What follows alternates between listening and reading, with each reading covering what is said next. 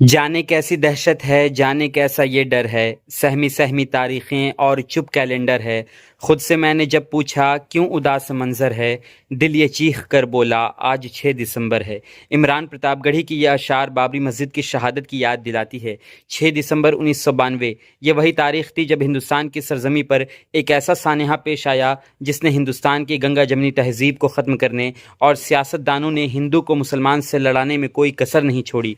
मुसलमान इस तारीख को काला दिवस के रूप में मनाते हैं। AIMIM नेता फ़खरुद्दीन अंसारी ने भी आज बाजू पर काली पट्टी बांधकर एहतजाज किया। 6 दिसंबर 1992 में जो साहना पेश आया है वो भारत का ब्लैक डे है, काला दिवस है, यौम सया है। उसी को लेकर के हम लोग जो बाबरी मस्जिद की जो शहादत हुई थी, जो भारत के आतंकवादियों ने जो मुनहदिम किया था, जो मस्जिद को शहीद किया था, उसके विरोध में और बाबरी मस्जिद की याद में हम लोग हर साल 6 दिसंबर को एक एहतजाज या एक विरोध प्रकट करने के लिए छोटा सा छोटा प्रोग्राम करते हैं, या जो समझिए बड़ा से बड़ा प्रोग्राम करते हैं। यही मान के चलते हैं कि भारत के संविधान का उल्लंघन करते हुए कानून व्यवस्था के विरोध काम हुआ, पुलिस प्रशासन थी वहाँ पर, फौज थी वहाँ पर, और हमारे मस्जिद को शहीद कर दिया गया और हुकूमत कुछ नहीं कर सकी। और तो और जैसा कि कहा गया था कि 3 महीना में 90 दिन के अंदर उस वक्त के जो नरसिम्हा राव जी से प्रधानमंत्री और बड़े बड़े जो मुसलमान के बड़े लीडर थे, उन लोगों के सामने वादा हुआ था कि 90 दिन में हम उसी मुकाम पे, उसी जगह पे बाबरी मस्जिद बना देंगे।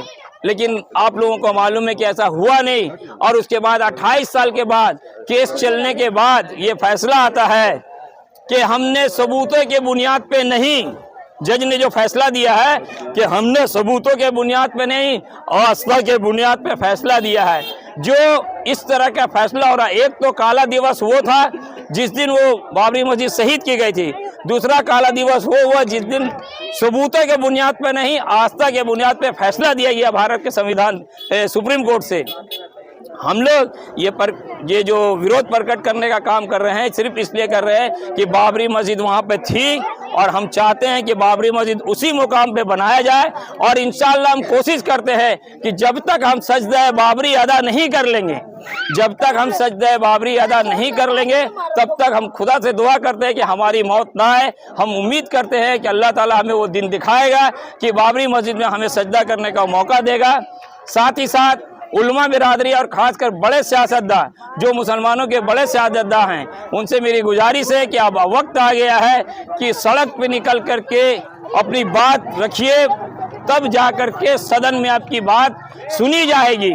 नहीं तो एक बात आप लोगों के लिए बता दे रहे हैं कि नमाज की कज़ा है, बाद में अदा कर ली जाएगी, लेकिन सियासत की कज़ा नहीं है। अगर आप सियासत में कज़ा कर देंगे तो याद रखिएगा आने वाले नस्लों को इससे भी बुरा दिन आ जाएगा। आप देख रहे हैं कि बाबरी मस्जिद के बाद इन लोगों का नारा था कि बाबरी मस्जिद तो झांकी है, मथुरा काशी बाकी है। उसके बाद अब मथुरा काशी नहीं, हर वो गली मोहल्ले की मस्जिद पे ये लोग नज़र जमा के बैठे हुए हैं और ये लोग मुल्क में नफरत फैलाते रहेंगे और उसी से सियासत करते रहेंगे।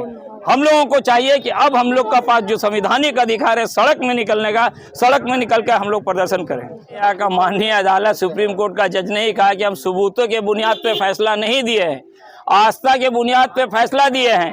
तो आस्था के बुनियाद पे वो इंक्वायरी भी करा रहा है, मतलब तो आस्था के बुनियाद पे कराना, सबूत है उनके पास।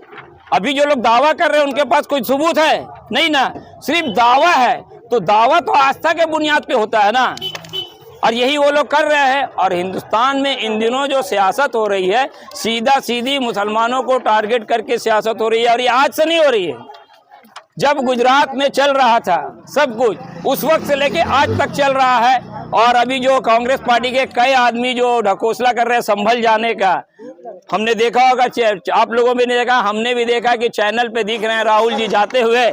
तो उनसे मेरा पूछना है कि राहुल जी ये बात बता दीजिए कि जो मलियाना में हत्या हुई थी आपकी हुकूमत थी, हासिमपुरा में हत्या हुई थी मुसलमानों की आपकी हुकूमत थी, और कोकराझार असम में जो हत्याएं हुई थी मुसलमानों की वहां आपकी हुकूमत थी। आप अपनी हुकूमत में तो मुसलमानों की हत्या करवाए हैं, आपकी हुकूमत में। अब आप ड्रामा और ढकोसला काहे के लिए कर रहे हैं? कांग्रेस को मुसलमान बहुत अच्छी तरह से जानती है कि मुसलमानों के इस हालात के जिम्मेदार सिर्फ और सिर्फ कांग्रेस और कांग्रेस पार्टी के वो लोग हैं जो आरएसएस के लॉबी से काम कर रहे थे, आरएसएस के लॉजिक से काम कर रहे थे, आरएसएस के इशारे पे काम कर रहे थे।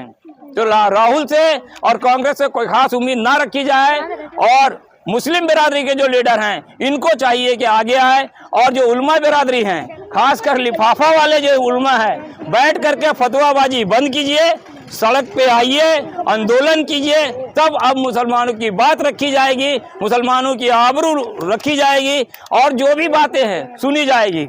सिर्फ वोट देने से मुसलमानों के मसाइल हल नहीं होने वाले हैं।